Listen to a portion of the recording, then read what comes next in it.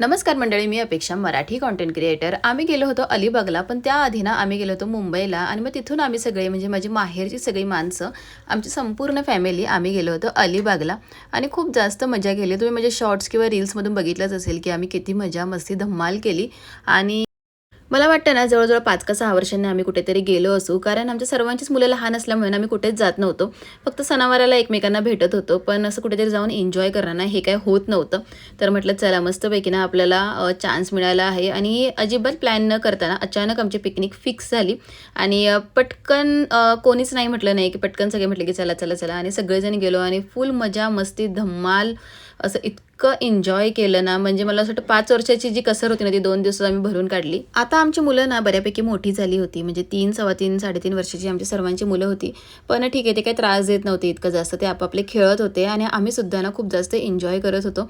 तर एन्जॉय हा शब्द ना ह्या व्लॉगमध्ये भरपूर वेळा येणार आहे, कारण मी एन्जॉयच तेवढं केलं आहे. अलिबागमध्ये आम्ही आकांक्षा रिसॉर्ट म्हणून बुक केलं होतं.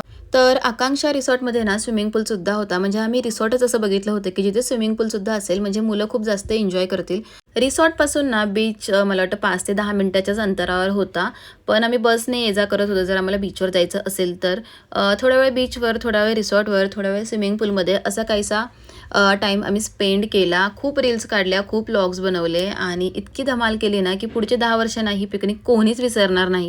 जर तुम्हाला फक्त एन्जॉय करायचं असेल ना, तर अलिबाग हा बेस्ट ऑप्शन आहे. पण जर तुम्हाला कुठेतरी जायचं आहे किंवा लेण्या वगैरे बघायच्या असतील ना, तर तुम्हाला कुठेतरी बाहेर ऑप्शन शोधावं लागेल. पण अलिबाग हे एन्जॉय करण्यासाठी ना एकदम उत्तम पर्याय आहे. आणि जेवणाचं म्हणाल तर तुम्हाला माहितीच आहे, अलिबागमध्ये फिश वगैरे खूप जास्त फेमस आहेत. पण कोकणी जेवण आणि घाटी जेवण ह्याच्यामधला फरक जो आहे तो जमीन आसमानातला आहे. पण ठीक आहे, चला 2 दिवस जर तुम्ही तिकडे जाणार आहात तर कोकणी डिशेस ट्राय करायला हरकत नाही आहे. आमचे जे ड्रायव्हर दादा होते ना, ते पण एकदम भारी होते. म्हणजे ते पण आमच्यासोबत एवढे एन्जॉय करत होते आणि आम्ही सर्वच म्हणजे खूप माझ्या फॅमिलीकडचे म्हणजे मामा वगैरे, माझ्या मामाची मुलं, मावशीची मुलं, आम्ही सगळेजण होतो. अलिबाग ट्रिपचा ना मी एक लाँग व्लॉगसुद्धा बनवला आहे. म्हणजे यूट्यूब चॅनल अपलोडसुद्धा केला आहे. तर आम्ही काय-काय मजा मस्ती केली ना, हे जर तुम्हाला डिटेलमध्ये बघायचं असेल ना, तर माझा लाँग व्लॉग नक्की चेक करा. आणि त्याचबरोबर ना चॅनलला लाईक, शेअर आणि सबस्क्राईब करायला अजिबात विसरू नका. भेटूया नेक्स्ट व्लॉगमध्ये. Bye bye.